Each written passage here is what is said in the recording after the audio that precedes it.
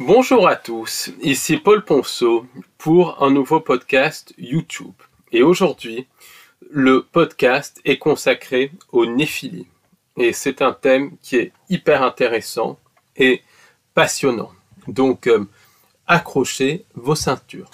Mais avant de continuer, je voulais vous rappeler que notre livre, La matrice archontique et le piège temporel, est disponible sur notre site librairiedubonheur.com. Et c'est un livre qui va beaucoup plus loin que nos autres livres, où on parle justement de ces archontes, comment ils manipulent notre réalité, comment ils manipulent le temps, donc avec énormément d'exemples de glissements temporels.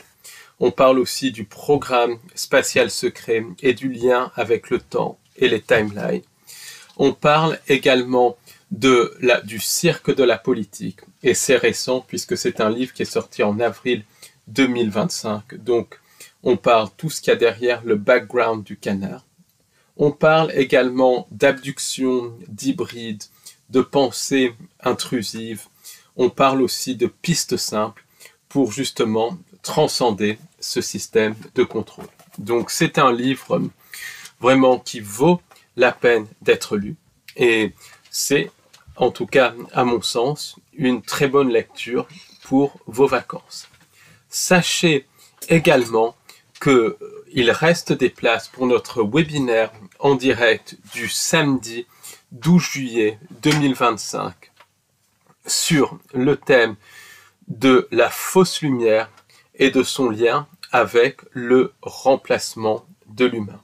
Donc, on verra comment la fausse lumière pousse un agenda anti-humain. On verra comment c'est connecté au reset, comment c'est connecté à la nature même de la réalité et aux anges déchus.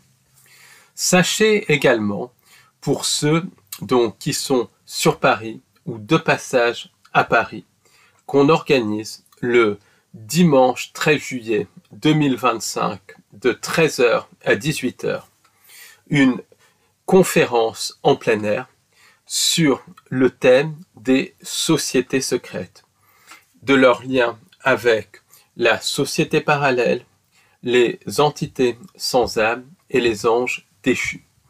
Donc, dans cette conférence en plein air, qui, je le précise, aura lieu sur la butte Montmartre, dans un parc, donc ça sera vraiment un lieu frais, avec possibilité de s'asseoir, puisque c'est ça qui est intéressant, de partager et d'échanger. On parlera de tout ce qui se cache derrière les sociétés secrètes et comment elles participent à la manipulation de la réalité avec les entités sans âme. On reviendra bien sûr sur le côté exotérique et ésotérique des sociétés secrètes, sur le lien entre les sociétés secrètes et la Tartaria. Et on verra également le lieu où une certaine société secrète, très connue, connectée du reste au Vatican, a été fondée. Donc ça va vraiment être un très très bon moment. Et c'est vraiment un concept inédit, parce que là, on s'adapte à la chaleur. Donc c'est vraiment conférence en plein air, il y a à la fois la visite guidée, et à la fin, donc on terminera ça dans un café, et il y en a beaucoup sur la butte Montmartre autour d'un verre pour échanger, partager. Donc si vous souhaitez vous y inscrire à cette conférence en plein air, je mettrai le lien juste en dessous de ce podcast. Le lieu de rendez-vous pour cette conférence en plein air, c'est à 13h le dimanche 13 juillet 2025, juste devant la sortie de la station de métro Abbesse, donc sur la ligne 12, qui est située à la place des Abbesses, Paris 18e arrondissement. Donc c'est juste à proximité de la butte Montmartre. Et c'est vraiment en plus un lieu hyper intéressant, tant du point de vue de l'architecture, du symbolisme et tout. Donc voilà, ça devrait être un très très bon moment. Donc c'est un concept encore qui est un petit peu différent de nos visites guidées classiques. Donc venez nombreux, d'autant plus que c'est un tout petit prix pour que ça soit accessible à un maximum de personnes. Donc, les Néphilim, qu'est-ce que c'est?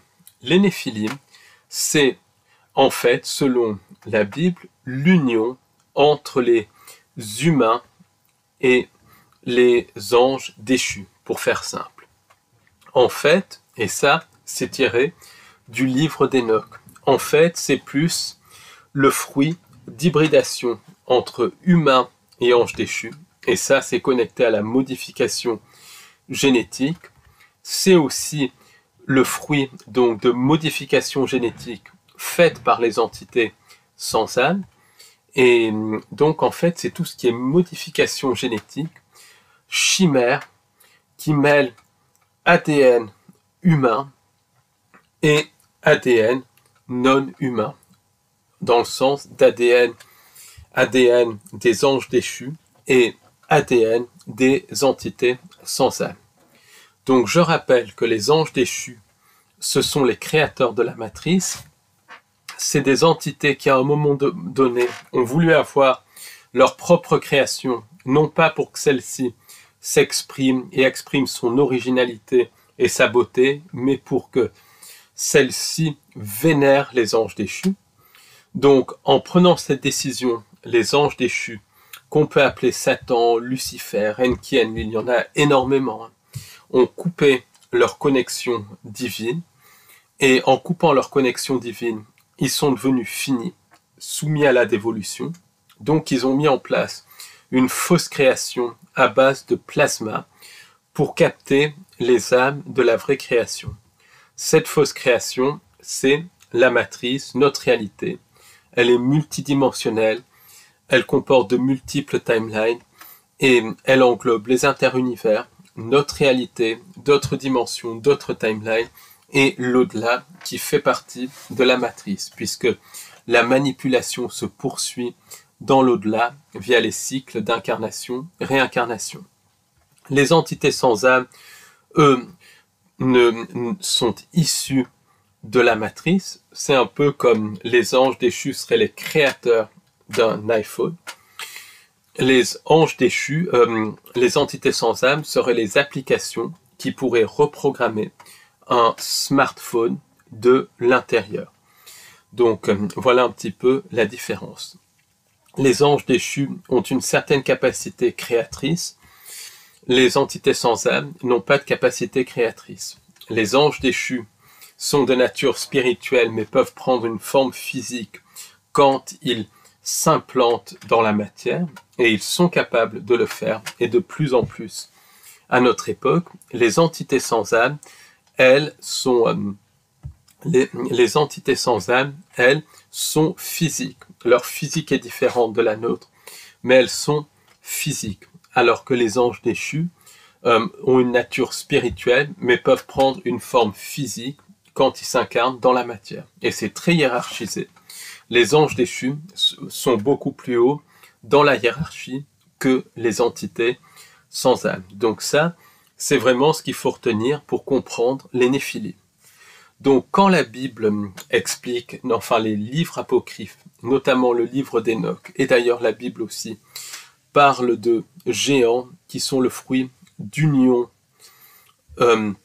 d'humains et d'anges déchus, moi je pense qu'il faudrait plus dire que les anges déchus et les entités sans âme ont engendré des formes de vie synthétiques, des chimères par modification génétique, puisque quand les anges déchus s'incarnent dans la matière, ils prennent une apparence physique, ils forment un avatar. Et donc, du matériel génétique de cet avatar, ainsi que du matériel génétique humain et animal et du matériel génétique d'entités sans âme, ont été mélangés à travers le temps. Et ça se poursuit à l'heure actuelle. Donc, toutes ces entités sans âme et tous les anges déchus, un de leurs buts, c'est de faire en sorte que la fausse création phagocyte la vraie création.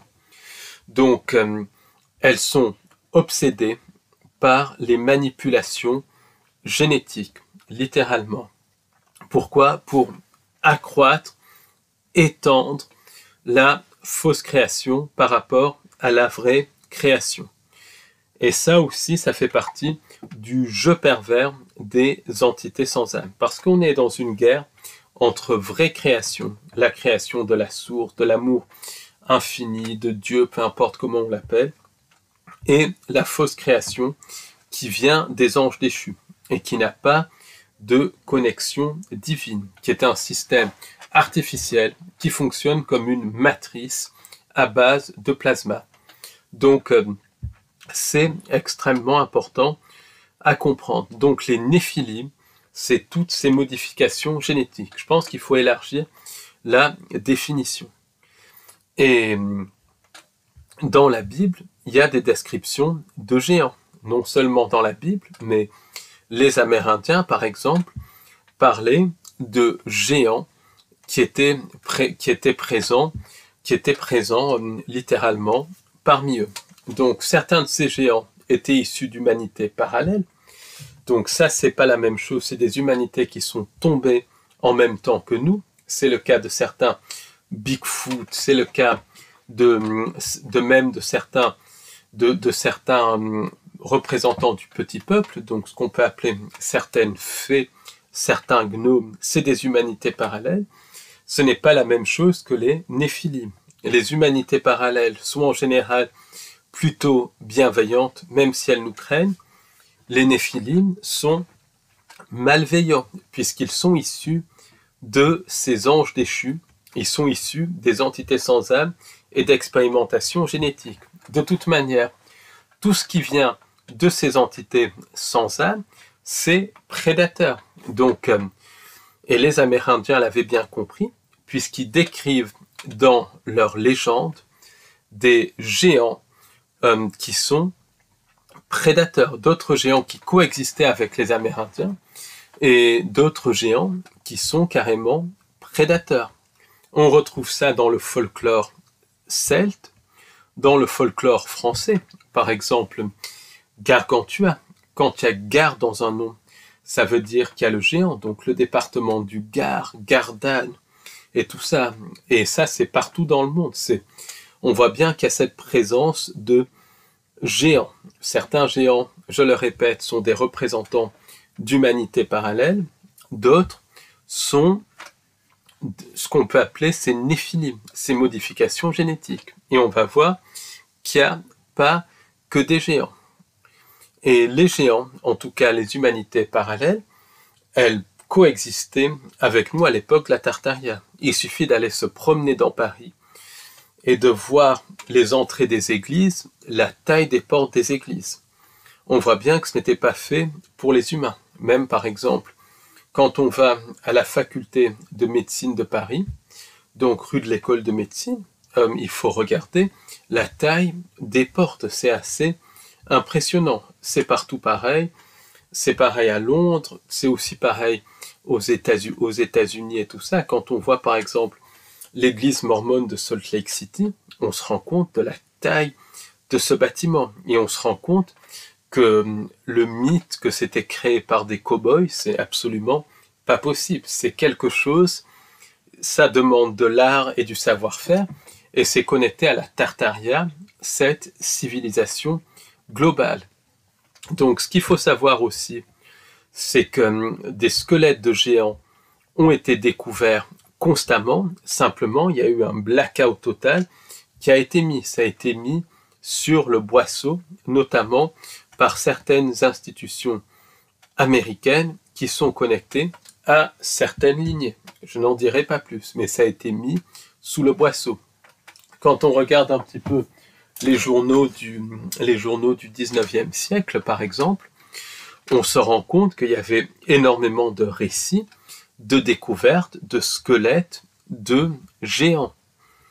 Et même au début du XXe siècle. Ensuite, cette lignée, on va dire, est arrivée, est devenue très proéminente dans le système de contrôle. Donc, cette lignée a ensuite, globalement, mis tout ça sous le boisseau. Mais il y a des découvertes d'artefacts de géants qui continuent. Et ça, c'est une évidence. Certains de ces géants avaient 6 doigts, avaient 6 doigts, des visages absolument monstrueux, et ça, c'est très très clairement connecté au Néphilim. Mais ce qu'il faut bien comprendre, et c'est le tabou des tabous, c'est que ces géants, et certains géants issus d'humanités parallèles, sont encore présents parmi nous. Et ces géants ont été vus au Canada et au Brésil. Il y a même des films qui ont été faits au Brésil et en Amérique latine, des films qui ont été authentifiés.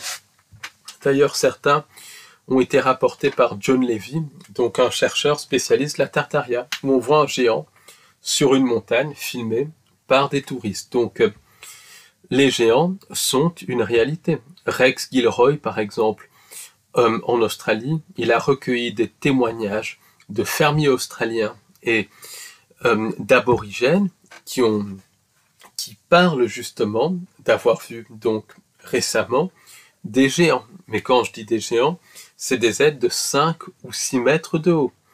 Donc on voit bien que c'est une réalité, mais que ça a été mis totalement sous le boisseau. C'est encore une réalité. Et il y a un cas qui est extrêmement important, c'est le cas du géant de Kandahar.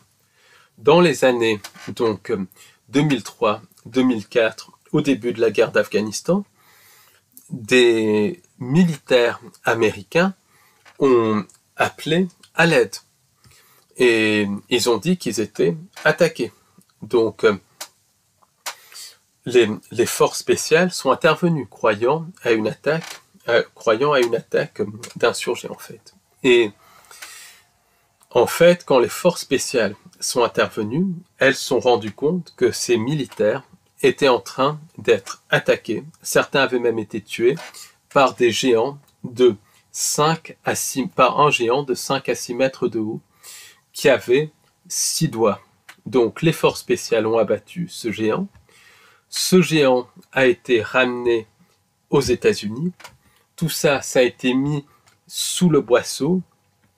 Et il y a beaucoup de militaires qui ont témoigné, qui ont aperçu ce géant. Donc c'est un événement qui est vraiment vérifié et qui est corroboré du reste par d'autres faits. Et le fait que ce géant présente 6 doigts, une attitude extrêmement prédatrice, ça laisse entendre qu'il est connecté au Néphilim. Et ça, c'est hyper important à comprendre.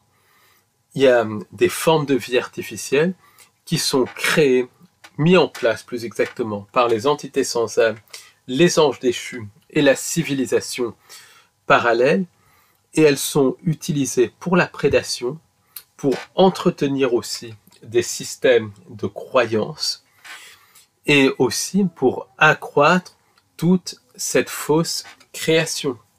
Donc quand on voit tous les programmes de modification génétique, de création de chimères et de choses comme ça, c'est dans le but d'agrandir cette fausse création. Parce que la guerre contre le bien et le mal, c'est une guerre entre le synthétique et l'organique. Donc pour le Bigfoot, certains sont également, le Bigfoot c'est le Yéti américain pour ceux qui ne connaissent pas, ou le Sasquatch. Beaucoup d'hominidés du reste de grande taille, donc le Sasquatch, le Yéti, le Bigfoot, l'Almasty, le Bretou aussi, sont connectés à des humanités parallèles, qui sont tombées dans la fausse création en même temps que nous, qui sont aussi intelligents que nous et qui sont plutôt bienveillants. Et ça, les preuves de cette humanité parallèle sont vraiment partout. Tom Lyons, par exemple, il a rapporté le cas d'une femme qui entendait des Bigfoot converser entre eux. Et ça montre bien qu'il y a une forme d'intelligence. Très souvent, aux États-Unis et au Canada, il y a des groupes qui vont dans les forêts pour communiquer avec les Bigfoot, et les Bigfoot répondent de manière intelligente. De même, les Bretous dans le sud de la France, certains anciens le demandaient carrément, donc quand je dis anciens, c'est les années, même 20, années 30, donc il n'y a pas si longtemps que ça, ils demandaient aux Bretous de garder leurs troupeaux. Et il y avait une certaine interaction entre les villages, notamment les villages du Val-Gaudemar, dans les Hautes-Alpes, avec les Bretous. Et tout ça, ça a été rapporté par Charles Joistel. Et je précise que les Bretous, qui eux, c'est l'équivalent du Bigfoot français, le Bigfoot européen, qui est même plutôt de petite taille, à peu près 1,50 m, 1,60 m, beaucoup de personnes continuent de le voir. Une jeune fille qui était en colonie de vacances dans les années 90 a aperçu un petit être d'à peu près 1,20 m, 1,30 m de haut qui courait avec une espèce de gibecière. Donc, à ce moment-là, elle l'a signalé donc au moniteur, et à ce moment-là, il y a eu l'intervention de la gendarmerie, toute l'affaire a été mise sous le boisseau et tout. Or, il se trouve que c'était dans une région de Savoie où il y a eu plusieurs apparitions de Bigfoot et qui est associé au Bigfoot. Et ça, c'est encore le travail de Charles Joistel. Donc, c'était un anthropologue français des années 50 qui avait recueilli tous les témoignages. Énormément de témoignages et c'est hyper intéressant à voir. Et ces livres sont du reste disponibles ou étaient disponibles il y a quelques années au musée du Dauphiné à Grenoble, qui est un musée hyper intéressant du reste pour ceux que ça intéresse. C'est vraiment sur les traditions des montagnes et tout. Et pour avoir vécu longtemps dans la région des Hautes-Alpes, du Dauphiné, c'est vraiment quelque chose qui personnellement me passionne parce que c'est vraiment des endroits très beaux, très sympathiques, où il y a énormément de randonnées qu'on peut faire. C'est extrêmement sauvage et on se rend compte quand on voit ces vallées, pourtant c'est en France, donc c'est un petit pays, mais on se rend compte quand on voit la taille des montagnes, quand on voit comme c'est difficile d'accéder aux forêts, on se rend compte comment c'est très facile pour une humanité parallèle qui a quelques pouvoirs psychiques en plus, qui a la même intelligence que nous, de se cacher. Et du reste, les loups, donc il y en a énormément dans cette région, mais c'est très rare de les apercevoir. Une personne qui cherchait des loups, passionnés de loups, avait beau faire des randonnées et tout, il n'en a jamais vu. Et c'est un jour, il a fini par en voir un quand il roulait en voiture pour aller à son travail le matin, quand il ne cherchait pas. Pourquoi ? Parce que les loups sont intelligents. Donc là, on imagine des humanités parallèles aussi intelligentes que nous, ou plus, qui ont en plus des pouvoirs psychiques, comment c'est facile pour elles de se cacher. Quand il y a des rencontres avec des humanités parallèles, que ce soit des humanités de type Bigfoot, ou que ce soit des humanités parallèles de petite taille, qui sont associées au petit peuple, qui est aussi associé à la Tartaria. Et ça aussi, il y a une association anglaise, The Fairy Survey, donc qui a recensé énormément de témoignages contemporains d'apparitions de ces humanités parallèles de type fée. Donc c'est littéralement, ces humanités parallèles, sans jeu de mots, sont un fait. Et énormément de personnes en rencontrent. Moi-même, j'ai reçu le témoignage de quelqu'un qui a vu un gnome, le témoignage aussi d'une personne qui a été confrontée à un dogman, donc il y en a énormément. Quand c'est vraiment quelqu'un qui fait partie d'une humanité parallèle qui est rencontré, s'il n'y a pas confrontation, parce que les humanités parallèles nous craignent, et elles sont hostiles, pas parce qu'elles sont méchantes, mais parce qu'elles ont peur de nous, et c'est justifié. Si la rencontre se fait et qu'il n'y a pas confrontation, ou la personne va avoir peur, ou alors la personne va être émerveillée, parce que c'est plutôt positif, et ça c'est très très clair, c'est que les humanités parallèles sont beaucoup plus positives et beaucoup plus pacifiques que nous. Mais donc, quand il y a les rencontres avec ces humanités parallèles, la personne va être effrayée ou bien va être émerveillée, mais ça s'arrête là. Il n'y a pas justement d'accrochement de ces entités parce qu'elles s'accrochent. Par contre, quand une personne rencontre un néphilim ou une entité sans âme, là, les entités sans âme ou les néphilim vont s'accrocher parce que les néphilim, même s'ils sont physiques, ils ont des gènes d'entités sans âme, des gènes d'anges déchus. Donc ils vont avoir des capacités psychiques extrêmement développées. Ils vont être capables de maîtriser les lois de la matrice. Et ça, c'est hyper important à comprendre, puisque les néphilim, ils sont physiques, mais ils ont certains pouvoirs psychiques synthétiques et qui sont extrêmement développés, beaucoup plus que ceux des humanités parallèles. Donc ça, c'est hyper important. Et donc, ce qu'il faut comprendre, c'est qu'il y a des Bigfoot qui sont des représentants d'humanités parallèles, comme il y a des fées qui sont des représentants d'humanités parallèles, qui continuent d'être vus à notre époque, mais d'autres sont ou des entités sans âme, ou alors des néphilim. Des néphilim, des produits d'expérimentation génétique, des expérimentations génétiques menées par les entités sans âme et contrôlées par les anges déchus, en collaboration de la civilisation parallèle. Et ces expérimentations génétiques, il y a énormément d'exemples. Par exemple, Scott Carpenter, dont on a déjà parlé, il a eu sa première rencontre avec un Bigfoot quand il avait une dizaine d'années. Et là, un jour, il sort de chez lui un soir, je ne sais plus ce qu'il faisait, un soir d'été, et il voit un singe. Il voit une famille de singes, ou ce qu'il pense être des singes, alors qu'il est aux États-Unis.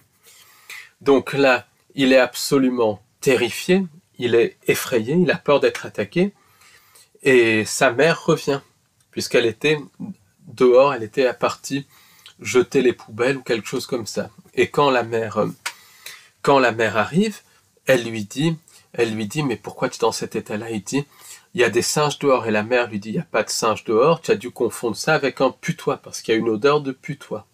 Donc, et les néphilim sont connus pour être malodorants. Donc, la mère lui dit, il y a une odeur de putois, tu as confondu un putois avec un singe. Comment on peut confondre un putois avec un singe? Je ne sais pas trop, mais c'est comme ça. Donc, Scott Carpenter, ça le laisse extrêmement traumatisé. Ça le laisse complètement malade, littéralement. D'autant plus que personne ne le croyait. Et pendant de nombreuses années, il avait vraiment peur d'aller dans la forêt et tout. Et puis, sa peur finit par disparaître, il grandit, et un jour, quand il a une trentaine d'années, il est en train de pêcher, et là, il revoit un Bigfoot. Donc, au début, il pense que c'est un singe de type gigantopithèque, c'est une des explications officielles, c'est l'explication officielle de l'opposition contrôlée, que les Bigfoot sont des gigantopithèques, une variété inconnue de singes. Donc, ça, c'est l'explication officielle de l'opposition contrôlée. Et donc, pendant longtemps, il est rentré là-dedans. Et puis, Scott Carpenter, de fil en aiguille, il s'est rendu compte que où il avait vu son Bigfoot, il y avait des constructions intelligentes. Ensuite, il se rend compte qu'il y a des espèces de symboles dessinés sur les pierres. Et il se rend compte qu'il y a même des dessins qui sont faits avec les pierres au sol, des lettres qui correspondent du reste à une langue amérindienne. ou qui sont proches d'une langue amérindienne. Donc il se dit, il n'y a pas d'Amérindien ici, mais il se dit, pourtant, il y a de l'écriture qui est comparable à celle des Amérindiens. Donc voilà, il commence à se poser des questions. Et d'un coup, il se dit, mais c'est les Bigfoot que j'ai vus, ils sont humains. C'est humain, ils ont une intelligence humaine. Ils écrivent, ils écrivent, ils laissent même ils dessinent des symboles et tout. Ils écrivent, donc du coup, ils communiquent avec eux. Par l'intermédiaire de pierres, ils laissent des pierres sur un rocher. Et une semaine plus tard, les pierres sont disparues et sont remplacées par d'autres pierres. Et ensuite, il met au point un système de communication avec les Bigfoot par l'intermédiaire de pierres. Et il se rend compte que les Bigfoot ont un langage, mais un langage complexe, comme un langage humain, comme une langue, comme le français, comme l'anglais. Donc il commence même à déchiffrer ça, et il entend même les Bigfoot parler. Littéralement, il les entend parler, un langage structuré. Et de fil en aiguille, là, il y a une communication qui se met vraiment en place. Après, il commence à se rendre compte aussi qu'il y a des phénomènes paranormaux qui se passent. Notamment, il ressent que les Bigfoot lui rentrent littéralement dans l'esprit et lui prennent les pensées et lui font des chocs électriques. Du reste, une fois, il était allé donc faire une exploration avec quelqu'un, et ils ont entendu des Bigfoot qui les suivaient. Donc ils ont commencé à dire quelque chose sur les Bigfoot. Les Bigfoot n'ont pas apprécié, et lui et son ami ont été complètement, ont senti quelque chose comme une onde électromagnétique les envahir, comme si leurs pensées étaient volées. Ensuite, quand ils sont rentrés chez eux, ils ont tous les deux uriné du sang. Donc, on voit qu'il y a des effets physiologiques. Entre-temps, ça va crescendo, les Bigfoot même commencent à suivre, et ça c'est hyper important, à suivre Scott Carpenter chez lui, et même à lui apporter des plumes au début, puis après des crânes de cerf chez lui, et tout ça. Donc il est suivi, pourtant il habite quand même à 30-40 km de la forêt où il faisait ses enquêtes. Donc il se rend compte qu'il y a une composante paranormale. Ensuite, il vit aussi des phénomènes de paranormaux qui parvient à corréler, et ensuite, il se rend compte qu'il y a une connexion entre la présence de certains Bigfoot et les disparitions mystérieuses. Donc, il s'associe à David Paulides, qui constate aussi ces phénomènes.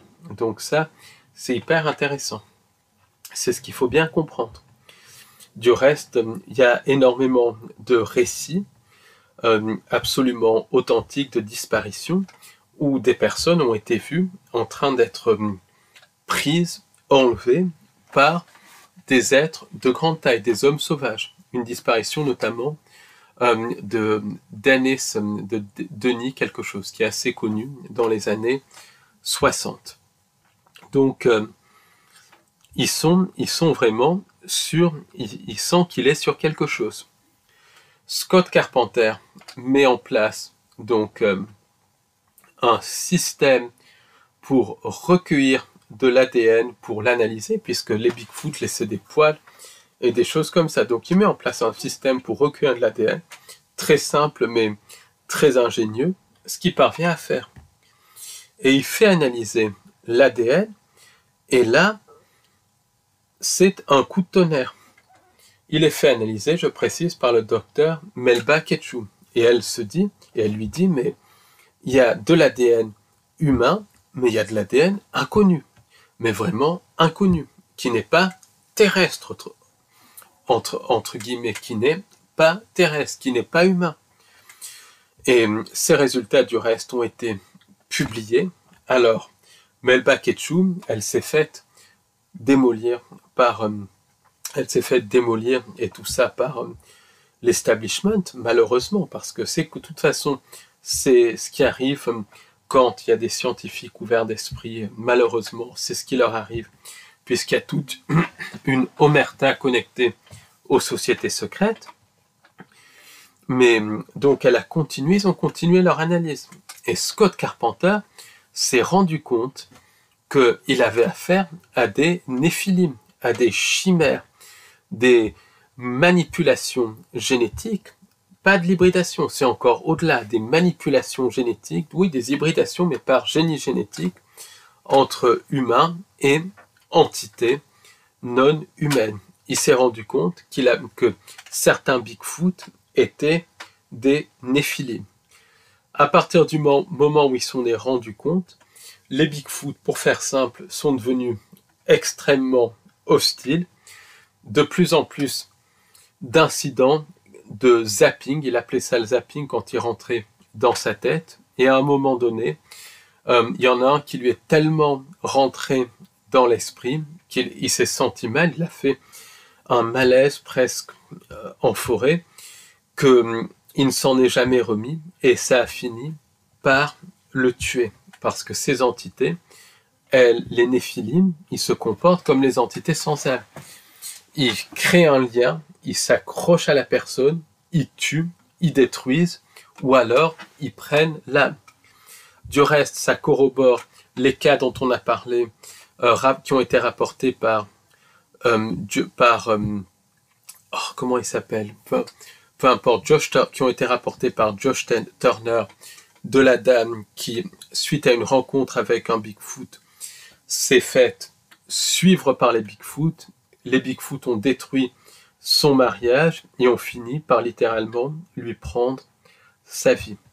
Une autre personne était avec sa copine quand ils ont croisé un Bigfoot. Le Bigfoot a crié. Sa copine a complètement changé après ce cri. Elle est tombée malade et elle est morte un mois plus tard. Donc, on voit bien qu'on a affaire à vraiment à quelque chose de non humain. Donc, beaucoup de cryptides, mais pas tous, sont connectés aux néphilim, sont connectés aux entités sans âme. Donc la frontière entre néphilim et entités sans âme, c'est extrêmement flou. Par exemple, Stéphane Bisman, il a eu plusieurs rencontres avec des dogmens, et ces dogmens, pour lui, et moi je le rejoins totalement, c'est des entités paranormales. C'est ce qu'on peut appeler des néphilim. Donc c'est pas Stéphane qui le dit, c'est moi, que je lui mets pas de mots dans la bouche. Mais pour moi, ce à quoi a eu affaire Stéphane Bisman, c'est des néphilim. En tout cas, c'est quelque chose de paranormal. Et les néphilim sont aussi associés à des disparitions. Par exemple, Deborah Axwell, elle explique qu'en Angleterre, en Grande-Bretagne, dans les lieux où il y a beaucoup de signalements de cryptides, parce qu'il y en a, il y a énormément de disparitions. Il y a aussi un phénomène de mutilation animale et de mutilation humaine. Quand Deborah Axwell a rencontré son Bigfoot, donc quand elle était toute jeune, quand elle avait 13 ou 14 ans, donc c'est dans les années, peut-être au début des années 80, ce qu'elle a expliqué, c'est que ça l'a traumatisée, mais plus que traumatisée. Comme Scott Carpenter, elle ne pouvait absolument pas sortir, pas aller dans les bois et tout, et elle n'était pas crue par sa famille. Elle est littéralement, ça l'a vraiment rendue malade. Après, elle a rencontré son mari et des personnes qui l'ont soutenue, qui lui ont fait sortir la tête hors de l'eau, mais ça a failli complètement la détruire. Donc, pour moi, ce que Deborah Axwell a vu, c'est ou une entité sans âme, ou un Néphilim. Les Néphilim aussi sont connectés à la Blagou. Donc déjà, les Amérindiens font le lien entre le prédateur en forme d'araignée, des pluies noires, donc, et ensuite les apparitions de Bigfoot prédateurs. Et ça, c'est très bien expliqué par Jerry Williams. Ces pluies noires, cette arrivée du prédateur sont connectées à la chute de la Tartaria. Donc, ça, j'en ai déjà parlé dans d'autres podcasts, donc je ne vais pas y revenir dessus. Mais déjà, les Amérindiens, les Choctaws, faisaient le lien entre la pluie noire, l'arrivée du prédateur, et ensuite l'apparition des Bigfoot prédateurs. Puisqu'en gros, selon les Amérindiens, le prédateur, c'est une forme de vie, donc, qui est constituée à la fois de matériel synthétique et de matériel organique. C'est une forme de vie qui peut agir, qui est nanoscopique, qui peut agir à la fois au niveau des cellules, donc au niveau physique, au niveau aussi astral et au niveau éthérique. Ces prédateurs en forme d'araignée peuvent s'assembler et se matérialiser et donner des espèces de structures à tentacules, des araignées géantes, et ensuite elles deviennent prédatrices et elles peuvent manger des humains et des animaux. Et ensuite elles utilisent l'ADN humain et animal pour prendre certaines formes. Et ces prédateurs sont connectés aux anges déchus. Et donc, quelque part, quand les prédateurs mangent un humain ou un animal, il se produit une espèce de modification génétique. Littéralement, ils utilisent l'ADN de l'humain et de l'animal pour prendre une certaine forme. Par exemple, selon Jerry Williams, les dogmen, certains dogmen, je dirais, sont issus de ces prédateurs qui ont mangé des humains et mangé des canidés. Les Bigfoot, c'est quand le prédateur qui s'assemble ont mangé des humains. Et ça, c'est connecté, c'est des formes de vie biosynthétique qui font in vivo des manipulations génétiques. Il ne faut pas oublier qu'on a affaire à une technologie qui a plusieurs milliards d'années d'avance sur ce qu'on connaît.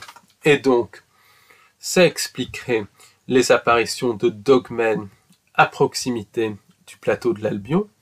Et selon l'enquête que j'avais faite avec Nagis, qui s'était mise en état de conscience modifié, au niveau du plateau de l'Albion, qui est connecté au gris, qui est connecté aussi à des bases souterraines selon le travail de Jimmy Gueux, il y avait des expérimentations sur la Blagou. La Blagou connectée au prédateur et donc connectée justement à certaines apparitions de dogmen.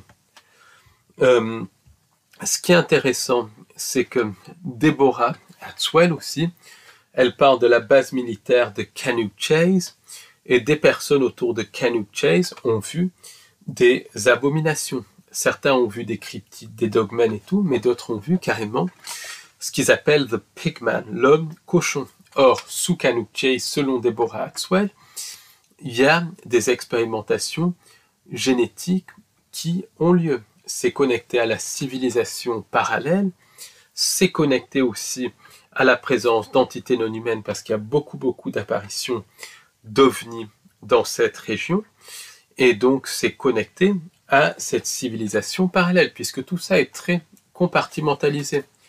Et donc la base militaire de Cannock Chase qui existe, ceux qui travaillent dans la base elle-même ne sont pas au courant de ce qui se passe sous leurs pieds. Ça, c'est comme ça que fonctionne la compartimentalisation. Et toutes ces chimères qui sont vues, qui sont aperçues, c'est connecté au Néphilim. C'est connecté à toutes ces manipulations génétiques. Ça, c'est vraiment capital à comprendre. Et il y a beaucoup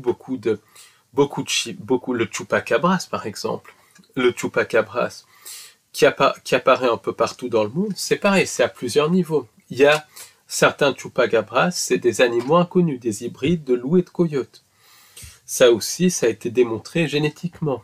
Mais d'autres c'est des chimères. Par exemple, quelqu'un à Porto Rico décrit une créature avec des ailes de dragon et un espèce de corps de chien et une sorte de tête humaine et à la fois des écailles reptiliennes. Donc on voit bien que le chupacabras décrit là, c'est une chimère. Et tout ça, c'est connecté au Néphilim, c'est connecté à la société parallèle, à la présence non humaine. Du reste, à Porto Rico, il y a des bases, selon Timothy Good, donc il y a des bases extraterrestres, extradimensionnelles, des bases d'entités sans âme, et c'est connecté à cette société parallèle, à la civilisation parallèle, au côté ésotérique des sociétés secrètes et des lignées sataniques dont on reparlera dans d'autres podcasts. Et donc, il y a des expérimentations qui sont faites, ce qui explique justement ces apparitions de Chupacabra qu'on retrouve un petit peu partout. Et très souvent à proximité de souterrains, puisque ces expérimentations sont connectées à la terre creuse, donc, et très souvent il y a aussi des bases, des choses comme ça. De toute façon, tout est interconnecté. Donc, Swali, par exemple, elle explique qu'une certaine société secrète, je n'en dirai pas plus, donc il y a une face exotérique de la société secrète qui est associée en gros associée au christianisme et tout, pour faire simple, donc qui est associée au Vatican et tout ça. Donc ça, c'est la face exotérique, et il y a la face ésotérique qui est complètement différente. La face ésotérique de cette société secrète, elle n'a rien à voir avec la religion chrétienne, rien à voir même à un niveau avec quoi que ce soit. Ça fait partie de la société parallèle.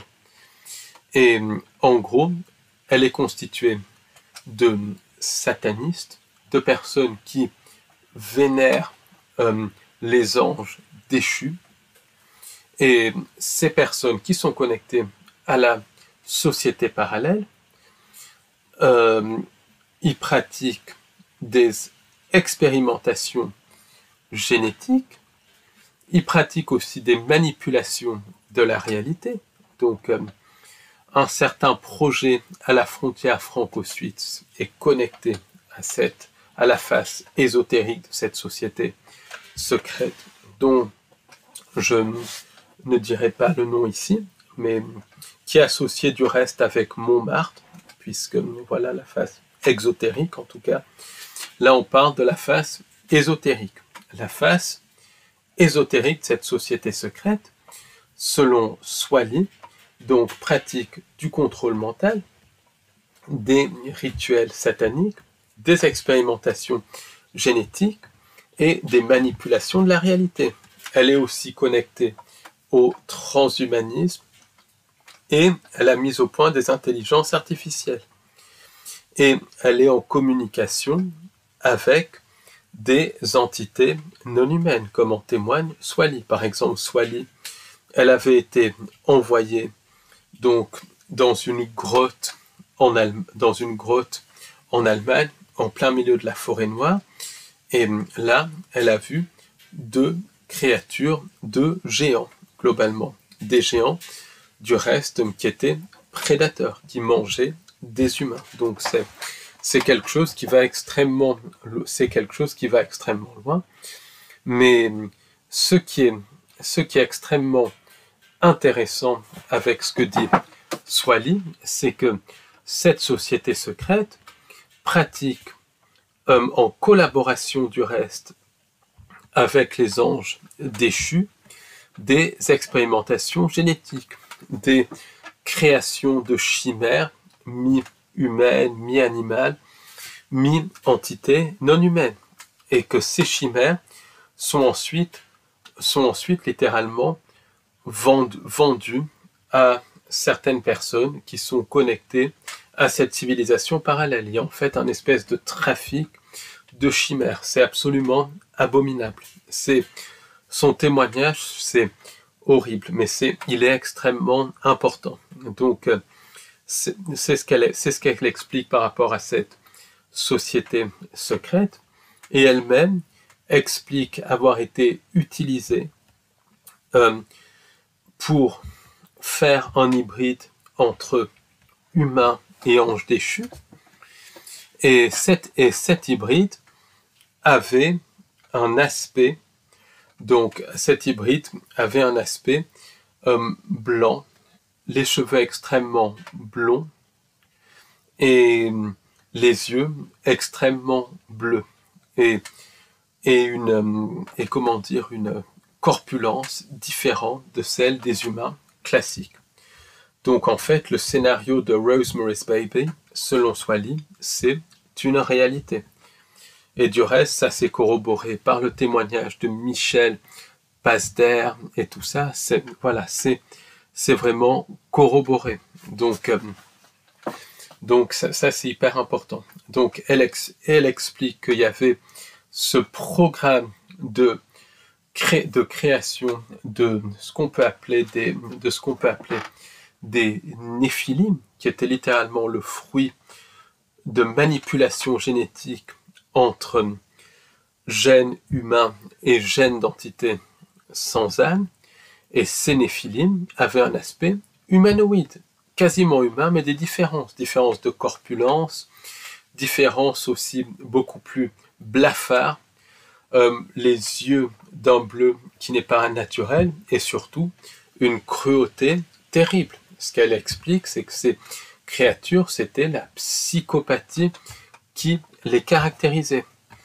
Et leur apparence ressemble aux tall whites qui ont été décrits par Charles Hall. Donc Charles Hall, c'est aussi quelqu'un qui a travaillé pour ces programmes secrets et qui a témoigné dans les années 2004-2005 et qui a écrit donc plusieurs livres sur ces expériences qui s'appellent Millennial Hospitality. Là aussi, ça va très très loin, mais la description que fait Swally, ça corrobore exactement la description de Charles Hall.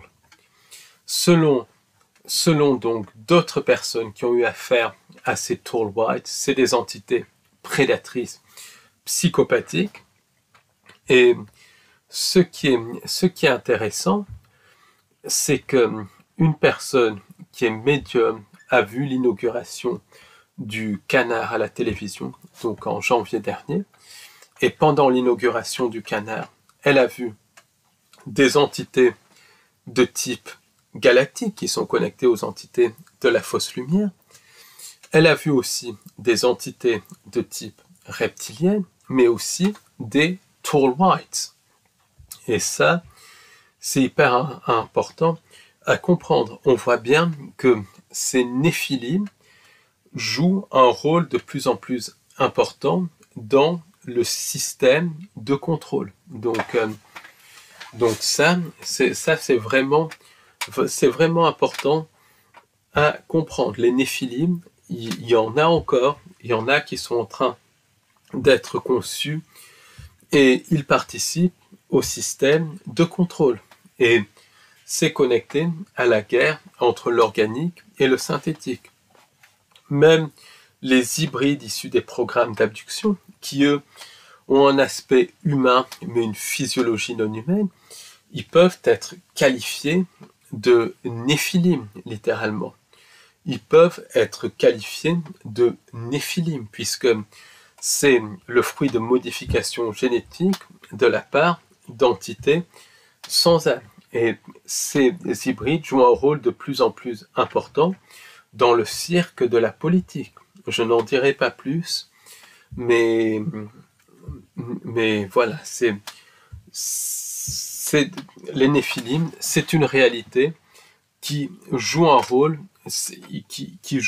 de plus en plus important. Ça va au-delà des phénomènes d'hybridation, parce que les hybridations, c'est du reste les hybrides entre humains et entités sans âme.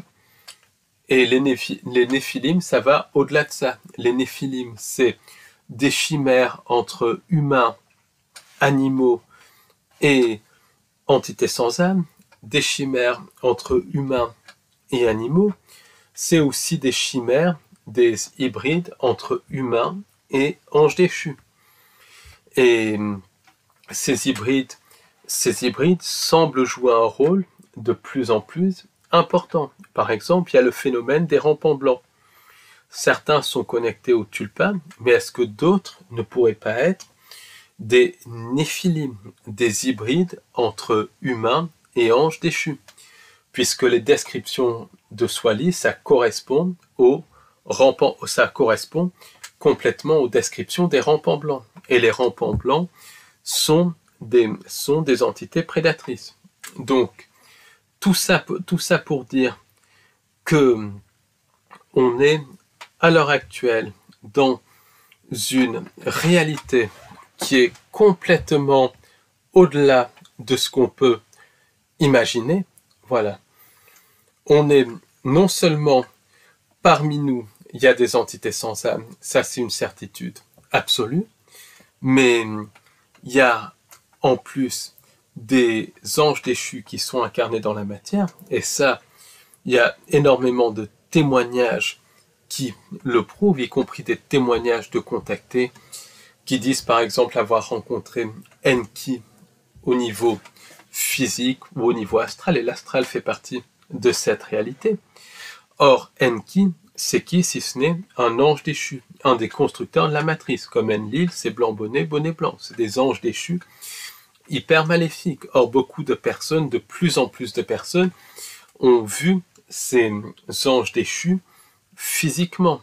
Swali parle de ses expériences avec les anges déchus, qui sont physiques, qui marchent parmi les humains. Donc on voit bien que les néphilim, contrairement à ce que disent beaucoup d'auteurs, c'est pas quelque chose qui est ancien, c'est quelque chose qui est moderne et qu'il y en a de plus en plus, puisqu'il y a de plus en plus d'anges déchus qui sont en train de s'incarner dans la matière avec la mise en place du reset, et ça c'est fondamental à comprendre, avec aussi la modification de la réalité connectée justement aux IA, connectée aussi à l'ouverture de portes dimensionnelles lors de rituels, par exemple, ce qui s'est passé donc en 2001, ce qui s'est passé en 2020, c'est des rituels pour ouvrir des portes dimensionnelles.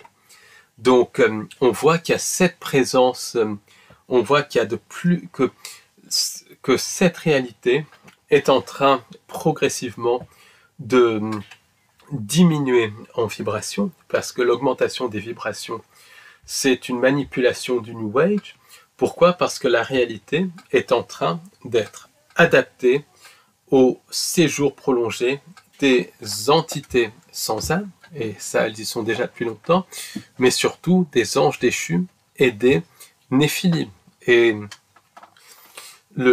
on est en pleine modification de la réalité. Le reset, c'est la modification de la réalité. C'est pas ce que disent la plupart des gens, ça va bien au-delà de ça. C'est le programme de la réalité qui est en train d'être modifié.